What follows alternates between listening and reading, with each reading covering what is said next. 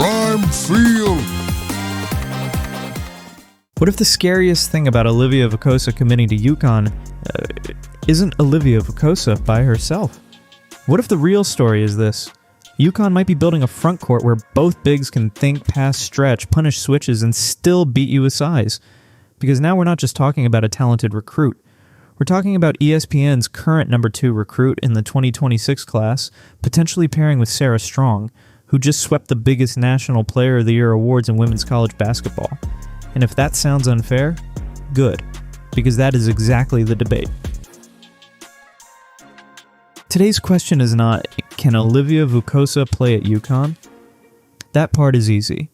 She's a 6'4" elite prospect, the number 2 player in ESPN's current 2026 rankings, and she committed to UConn in October 2025 before officially signing in November. The real question is bigger.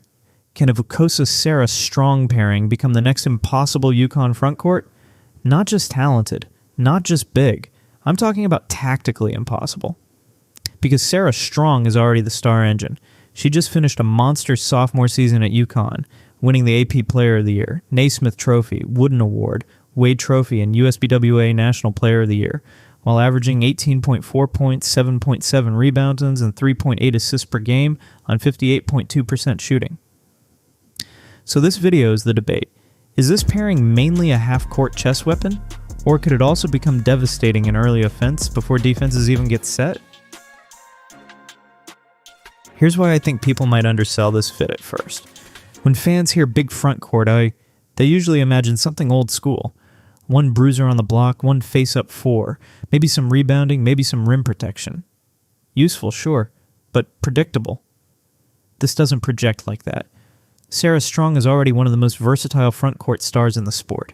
She can score inside, hit jumpers, defend across spots, and make reads as a passer. That's what makes her special. She's not just a finisher, she is a decision maker. Her freshman season alone ended with National Freshman of the Year honors, Final Four Most Outstanding Player, and a national title. Now add Vukosa, and the scouting language is what jumps out. ESPN's description is not big body raw tools. It's basically modern center. A gifted passer, confident ball handler, and a big who can stretch the floor while still punishing teams inside. Because if both front court players can make second and third reads, then a defense can't relax after the first action. That is where this goes from good recruiting win to nightmare geometry. You help on Strong, Vukosa becomes the release valve. You crowd Vukosa, Strong gets cleaner touches. You switch, now you're giving up size. You stay big, now you're defending skill in space. That is not overlap, that is elasticity. Strong is the star piece. Vukosa could become the elasticity piece, the player who expands every option Strong already gives you. Let's talk basketball sicko stuff for a second, because this is where it gets fun. If UConn really leans into both players as thinkers, not just screeners, the menu gets nasty. First, high-low action. Classic, yes. But with this pairing, it's not just a post entry, it's a decision tree.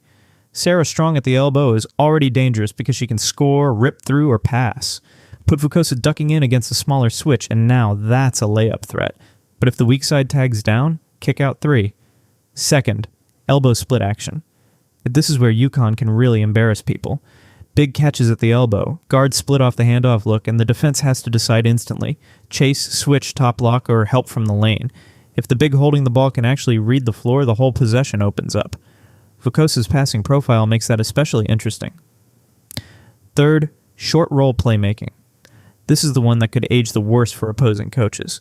Because if one of these two is screening and the other is spacing weak side, the short roll becomes poison. Strong already has the assist field to punish indecision, and if Vukosa develops comfortably into that same layer, UConn is no longer asking a big to just catch and finish. They're asking a big 2 quarterback to scramble. Strong's official season line backs that up. She was already at 3.8 assists per game as a sophomore. Fourth, 5-out counters. Not full-time, but as a counter? Absolutely. If Vukosa is truly comfortable enough away from the paint, and Strong is already a front court player defenses must honor, you can pull size away from the rim and create driving gaps without giving up rebounding structure. And that's where ESPN's fit and analysis really matters. The outlets read on Vukosa's future at UConn was that Gino Auriemma won't need too much from her too early, which could make the pairing even more dangerous over time, because the development curve can be patient. And that's the scary part. This may not peak in month 1. It may get worse for everybody else as the reads get sharper.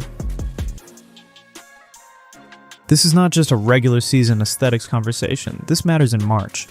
Because in the NCAA tournament, eventually you run into teams that take away your first option. And usually the difference between elite and champion is whether your counters still hurt. Here's why this pairing can matter so much. Against switching teams, the punishment is obvious: size. If a guard gets trapped on Vukosa or even on Strong inside, you have to score there or force a second rotation. That's not optional. Against traditional big lineups, the punishment flips: skill and spacing. Can your center defend at the elbow? Can your power forward survive against Strong in space? Can both bigs recover if UConn makes them guard multiple actions in one possession? That's the no-win choice. And this is why I think the ceiling conversation is valid even before Vukosa plays a college minute. Her profile suggests she is not being brought in just to occupy paint. She's being brought in to stress structure as a skilled modern big. Now, to be fair, there is a counter-argument. Sometimes fans get obsessed with theoretical fit and ignore the basics: timing, defensive chemistry, physical adjustment, how fast a freshman processes the college game. All fair. That's also why the patience angle matters so much. ESPN's reporting explicitly points toward a situation where Vukosa won't be forced into immediate star-level usage. And that might be exactly what makes the long-term pairing more dangerous. That's not a weakness to me.